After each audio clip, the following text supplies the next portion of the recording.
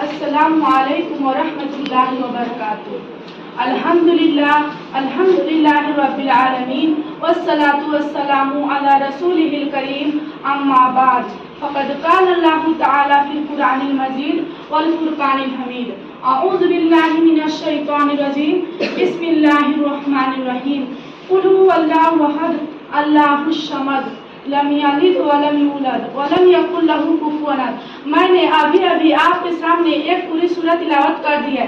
اس کا ترجمہ یہ ہے، اے نبی کہہ دو کہ اللہ ایک ہے، اللہ بے نیاز ہے، وہ نہ کسی کا باپ ہے اور نہ کسی کا بیٹا، اس کا کوئی ہمسا نہیں۔ کیا یہ حقیقت نہیں ہے کہ جب ہم تاروں بھرے آسمان، چوڑی چکری زمین، اتھا سمندر، اونچے پہاڑ اور بہتے دریا دیکھتے ہیں تو بے ضابطہ یہ خیال آتا ہے ان کا کوئی خالق ہے، کوئی ہے جس نے ان چیزوں کی تخلیق کی ہے۔ پھر ہم ایک قدم اور آگے بڑھاتے ہیں اور سوچتے ہیں کہ رات آتی ہے، دن رخصت ہو جاتا ہے، صبح ہوتی ہے، شام ہوتی ہے، کائنات کا نظام بندھے ترقی اور صبح کے مطابق چل رہا ہے، کہیں سے کوئی خرابی نہیں۔ شمس و قمر اپنے وقت پر نکلتے ہیں اور وقت پر ڈوبتے ہیں، تو بے ضابطہ یہ کہنا پڑتا ہے اس عظیم کائنات کا کوئی حاکم ہے، کوئی ہے جس نے ان چیزوں کی تخلیق کی ہے۔ پھر ہم ایک قدم اور آگے بڑھاتے ہیں اور سوچتے ہیں کہ رات آتی ہے، دن رخصت ہو جاتا ہے، صبح ہوتی ہے، شام ہوتی ہے، کائنات کا نظام بندھے ترقی اور صبح کے مطابق چل رہا ہے، کہیں سے کوئی خرابی نہیں۔ شمس و قمر اپنے وقت پر نکلتے ہیں اور وقت پر ڈوبتے ہیں، تو بے ضابطہ یہ کہنا پڑتا ہے اس عظیم کائنات کا کوئی حاکم ہے، کوئی ہے جس نے ان چیزوں کی تخلیق کی ہے۔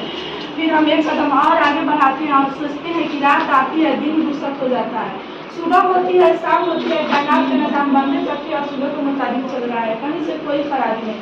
شمس و قمر اپنے وقت پر نکلتے ہیں اور وقت پر ڈوبتے ہیں، تو بے ضابطہ یہ خیال آتا ہے ان کا کوئی خالق ہے، کوئی ہے جس نے ان چیزوں کی تخلیق کی ہے۔ محترم دوستو، ہماری باوقار مجلس اپنے کیسا جو چن لے تو کیا یہ مجلس چل سکتی ہے؟ کیا ہمیں لوگ بیوقوف نہ کہیں گے؟ تعجب ہے ان لوگوں پر جو سارے جہان کو کیسا مانتا ہے، کوئی باپ بیٹا اور روح القدس کا نظریہ تراشے ہوئے ہیں، اور کوئی ہزاروں دیوی اور دیوتاؤں کو پرمیشور کے سازی بناتا ہے، مگر بڑے افسوس کی بات ہے کہ انہیں لوگ بیوقوف کرتے ہوئے ہچکچاتے ہیں۔